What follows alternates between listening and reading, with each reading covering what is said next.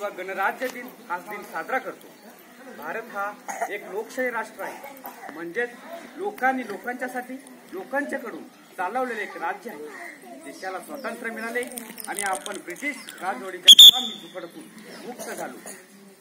स्वतंत्रता, क्षमता व न्याय देणारी, शिवाय माणसाला माणुसकी देणारी एक राजवट सुरू झाली। या सर्वांचा पाया म्हणजे भारताची राज्यघटना। भारताला स्वातंत्र्य मिळाल्यानंतर देशाला नवा आकार, नवी दिशा देणाऱ्या घटना निर्मिती करणे हे देशासमोर मोठे आव्हान होते।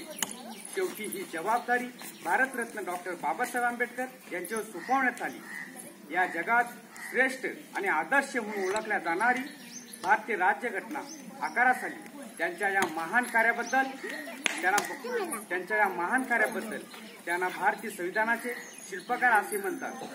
डॉक्टर बाबासाहेब आंबेडकर, डॉक्टर राजेंद्र प्रसाद, सरदार वल्लभभाई पटेल, मौलाना अब्दुल कलाम यासारख्या अनेक व्यक्तींचे या घटना निर्मितीत मोलाचे कार्य होते।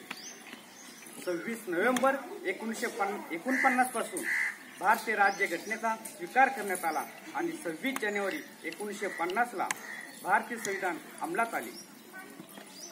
साऱ्या देशाने अन्यायाची, गुलामीची कास टाकली। आपल्या पवित्र मायभूमीत सोनेरी उदय झाला।